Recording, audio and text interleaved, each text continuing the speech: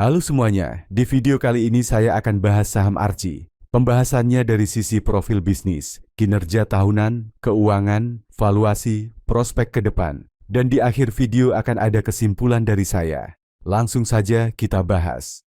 Saham Archie memiliki nama perusahaan PT Archie Indonesia, Tbk. Bisnis perusahaan ini bergerak di bidang tambang emas. Saham Archie dimiliki oleh 85% oleh PT Raja Wali Corpora, 6,17% oleh PT Basis Utama Prima, 8,82% oleh masyarakat. Archie dikendalikan oleh Peter Sondag lewat PT Raja Wali Corpora. Selanjutnya kita masuk ke kinerja tahunan saham Archie. Ini tabel kinerja keuangan yang saya ringkas dari tahun 2012 sampai tahun 2024. Tidak ada tahun 2025 karena tahun ini belum selesai. Di tabel ini saya hanya ringkas bagian yang terpenting saja. Kinerja tahunan Archie belum bisa diberikan banyak komentar karena baru IPO di tahun 2021. Data di bawah tahun 2021 bisa dimanipulasi sebelum IPO, maka dari itu saya tidak menggunakan data tersebut. Tunggu 5 tahun setelah IPO, baru bisa diberikan komentar apakah kinerjanya konsisten naik, stagnan, atau turun. Kalau kita lihat sekilas data ini, pertumbuhan ekuitas dan omsetnya lamban. Sementara itu kinerja labanya menurun. Arus kas operasional yang masuk setiap tahunnya positif, artinya bisnis berjalan baik setiap tahunnya. Secara keseluruhan cukup baik. Bagian terpentingnya adalah ekuitas, karena saat kita membeli saham, sama dengan kita membeli ekuitas. Di bagian ekuitas, dari tahun 2023 ke tahun 2024 hanya naik 3,8%. Sangat lamban, tidak menarik bagi investor jangka panjang. Berikutnya saya akan bahas laporan keuangan terbaru, yaitu dari kuartal 1 tahun 2025. Sekarang kita bandingkan aset lancar dengan liabilitas jangka pendek. Aset lancar adalah aset yang mudah dicairkan menjadi uang kas atau uang kas itu sendiri. Sedangkan liabilitas jangka pendek adalah hutang jangka pendek yang wajib dilunasi di bawah 1 tahun. Untuk menutupi hutang jangka pendek, biasanya menggunakan aset lancar. Total aset lancar ada 82 juta dolar Amerika. Sedangkan total liabilitas jangka pendek ada 206 juta dolar Amerika. Aset lancar tidak bisa menutupi hutang jangka pendek.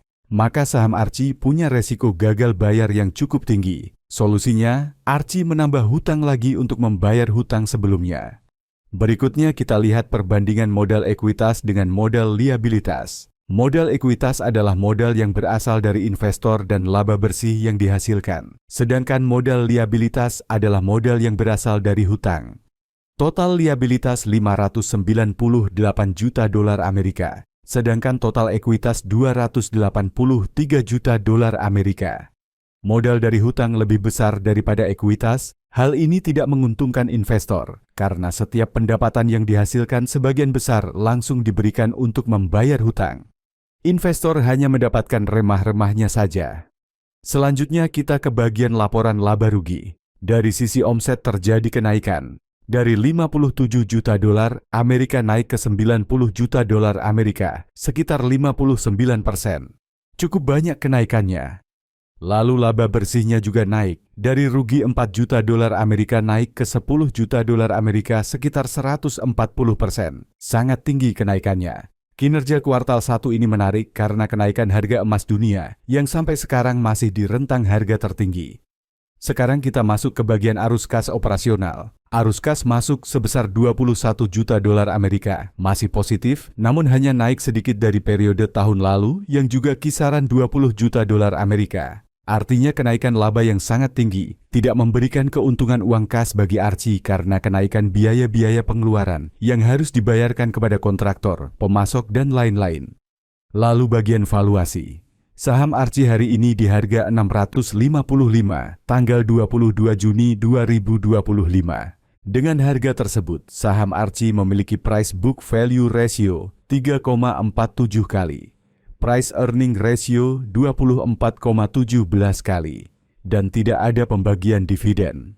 Valuasi saham Archie di harga 655, tergolong mahal daripada saham Antam yang bergerak di bidang yang sama, dan Antam masih membagikan dividen setiap tahun. Kita juga lihat return on equity-nya cukup kecil, di angka 8,5%. Angka yang menarik bagiku ada di atas 12%. Selanjutnya mengenai prospek bisnis Archie. Sampai saat ini harga emas masih di rentang harga tertinggi. Ada kemungkinan di kuartal 2 nanti kinerja penjualan Archie masih positif. Tapi harus hati-hati, karena harga emas pernah turun 44% di tahun 2012 sampai tahun 2016.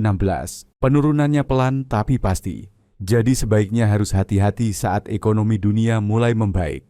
Di media bisnis terdapat banyak berita mengenai penemuan cadangan baru. Ini bisa jadi pengaruh positif bagi trader jangka pendek untuk mengambil keuntungan.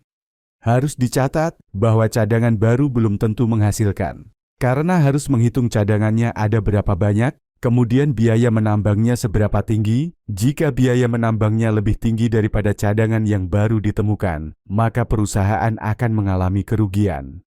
Cadangan yang baru ditemukan pun tidak bisa langsung memberikan hasil saat ini karena butuh waktu yang panjang untuk memproduksi emas menjadi produk yang siap dijual. Kesimpulan, saham Archie tidak cocok dengan investor jangka panjang berdana besar karena porsi hutang yang besar, jika tidak bisa dikelola dengan baik, berpotensi gagal bayar.